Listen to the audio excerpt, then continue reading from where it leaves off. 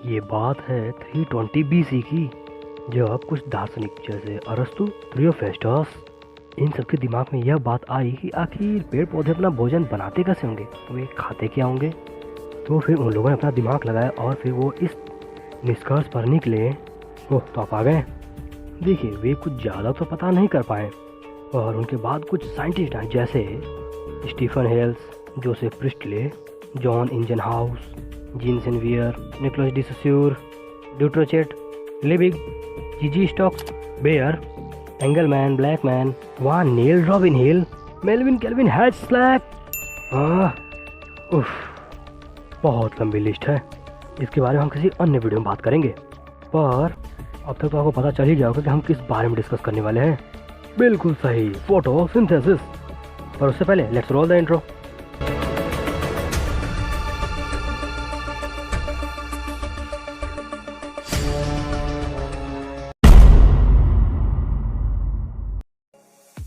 जाने से पहले मैंने आपसे कहा था कि आज का टॉपिक फोटोसिंथेसिस होगा। देखिए, ये होता कुछ नहीं। जब प्लांट्स अपना खाना बनाएंगी तो उस कुकिंग को हम कहेंगे फोटोसिंथेसिस। ठीक है। देखिए, प्लांट्स को अपना भोजन बनाने के लिए 3-4 चीज़ों की आवश्यकता होती है, एंड दीज आर CO2 जो कि एयर में भरा हुआ है, हवा में, वहाँ से मिल जाएगा। H2O, अरे पानी जो कि मिट्टी में है, वहाँ से मिल जाएगा। क्लोरोफिल जो कि, ध्यान से सुनना, ये बात ध्यान से सुनना, ध्यान से सुनना, प्लांट्स के हरे पार्ट जिनमें मोस्टली पत्तियां आती हैं। इतना ही नहीं, अदर ग्रीन पार्ट्स जैसे कि स्टेम हो गया, कैलिक्स हो गई, या जो भी ग्रीन पार्ट हो, समझ लीजिए। पर यहाँ पर हम पत्तियों को ही कंसिडर करके चलेंगे। पत्तियों के सेल में मौजूद क्लोरोप्लास्ट के अंदर मौजूद होता है क्लोरोफिल। वो, हाँ, वही क्लोरोफिल चाहिए। And as a fuel sunlight, ये भी चाहिए। और अब बात ये है कि इनसे आखिर ये सब कैसे बनता है। देखिए, क्लोरोप्लास्ट के अंदर क्लोरोफिल की हेल्प से प्लांट सूर्य की एनर्जी का यूज करके H2O और CO2 को मिक्स करके कार्बोहाइड्रेट बनाती हैं। सिंपल सी प्रोसेस है, इसमें इतना क्या सोचना।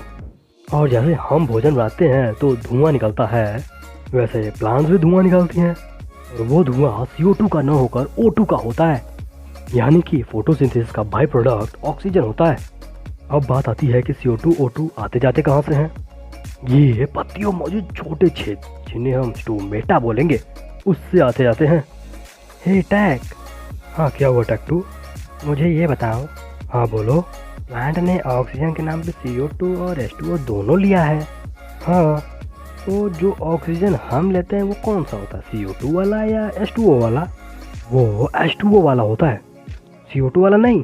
देखिए, फोटोसिंथेसिस में जो बाई प्रोडक्ट के नाम पे ऑक्सीजन बनता है ना, वो पानी से बनता है, ध्यान रखिएगा। ओह, गया क्या? देखिए, अगर आप फोटोसिंथेसिस के बारे में जानना चाहते हैं तो थोड़ा सा तो क्लोरोप्लास्ट के बारे में जानना ही पड़ेगा। वैसे तो ये एक सेपरेट वीडियो डिजर्व करता है, और अगर आप कमेंट करें तो हम क्लोरोप्लास्ट के ऊपर भी एक सेपरेट वीडियो जरूर बना देंगे। पर कमेंट करें तो सही। पर यहाँ पर आप इतना जरूर जान लें कि क्लोरोप्लास्ट बाई लेयर्ड यानी 2 लेयर वाला सेल ऑर्गेनेल है, जिनमें ये सिक्के नुमा कंपोनेंट्स पाए जाएंगे। एक सिक्कों को हम बोलेंगे थैलाकोइड, और जब यही एक के ऊपर एक ग्रुप बना ले तो उन्हें हम कहेंगे ग्रैनम। और यही कलेक्शन ऑफ ग्रैनम, ढेर सारे ग्रैनम मिल जाए तो इन सभी कहेंगे ग्रैना। इसके बाद जो ये अंदर का पूरा मैट्रिक्स बचा हुआ है उसे स्ट्रोमा, और ये सभी ग्रैनम्स आपस में जिस चीज़ से जुड़े हुए ना उसे हम कहेंगे स्ट्रोमा लैमेली। इतना ही नहीं, क्लोरोप्लास्ट के पास अपना खुद का RNA, DNA, राइबोसोम्स, ये सारी चीज़ें भी होती हैं। यानी एक सेल में जितना होना चाहिए उतना तो एक सेल ऑर्गेनेल में है। इसीलिए ध्यान से सुनिएगा, इसीलिए क्लोरोप्लास्ट को ना cell within a cell भी कहते हैं। और एक राज की बात, क्लोरोप्लास्ट और माइटोकॉन्ड्रिया को पार्सली ऑटोनॉमस ऑर्गेनेल्स भी कहते हैं, यानी कि अर्ध रूप से स्वायत्तशासी, जिसके बारे में किसी और वीडियो में डिस्कस करेंगे। और अगर आपको माइटोकॉन्ड्रिया के बारे में जानना हो तो ऊपर आई बटन में वीडियो फ्लैश हो रहा है, जाकर चेक करें। अब इतना सब कुछ हो जाए और फोटोसिंथेसिस का वो आइकॉनिक रिएक्शन ना हो, ऐसा कैसे हो सकता है? और वो फेमस रिएक्शन है 6CO2 plus 12H2O in presence of chlorophyll and sunlight forms C6H12O6 plus 6H2O and 6O2। देखिए यहाँ पर एक बहुत ही फेमस साइंटिस्ट आते हैं जिनका नाम था एमर्सन। तो इन्होंने क्या किया कि वे अपने साथियों के साथ एक एक्सपेरिमेंट परफॉर्म किए और उस एक्सपेरिमेंट में उन लोगों ने यह पाया कि जब 680 नैनोमीटर से ज़्यादा की लाइट फोटोसिंथेसिस के लिए यूज की जा रही है तो प्रकाश संश्लेषण के होने की दर काफ़ी अचानक से यू कहें ड्रामेटिकली कम हो जा रही थी, ड्रॉप कर रही थी। और 680 से ऊपर जाएंगे तो कौन सी लाइट मिलेगी? बिल्कुल सही, रेड कलर वाली। तो इस रेड कलर में ड्रॉपिंग के इफेक्ट को एमर्सन ने रेड ड्रॉप इफेक्ट नाम दिया। और इतना ही नहीं, इससे ऑक्सीजन भी काफ़ी कम निकल रही थी, जिसका मतलब क्वांटम हीट भी काफ़ी कम। और वहीं पर उसके जस्ट उल्टा जब उन्होंने 680 नैनोमीटर से कम और 680 नैनोमीटर से ज़्यादा दोनों अलग अलग वेवलेंथ की लाइट्स को उस पर एक साथ डाला तो फोटोसिंथेसिस का रेट दोनों के सम से भी ज़्यादा हो जा रहा था, या यूँ कहें बढ़ रहा था, वृद्धि कर रहा था। तो इसे इमर्सन सेकेंड इफेक्ट या इमर्सन इन्हेंसमेंट इफेक्ट नाम दिया गया। और इससे एक बात तो क्लियर होती है कि प्लांट्स हायर वेवलेंथ और लोअर वेवलेंथ की लाइट्स के लिए अलग अलग सिस्टम यूज करते हैं। और फिर बस इसके बाद ही कॉन्सेप्ट आया फोटो सिस्टम 1 और फोटो सिस्टम 2 का, और उसे हम नेक्स्ट वीडियो में कवर करेंगे अगर आप कमेंट करें तो। देखिए अगर हम थोड़ा सा आगे बढ़ें तो हमें पता चलता है कि फोटोसिंथेसिस में 2 टाइप के रिएक्शन होते हैं, लाइट रिएक्शन और डार्क रिएक्शन। देखिए डार्क रिएक्शन पर उन्होंने पहले ही ऑसम वीडियोस बना रखे हैं चैनल पे, आप उन्हें आई बटन पे या डिस्क्रिप्शन में जाकर चेक कर सकते हैं।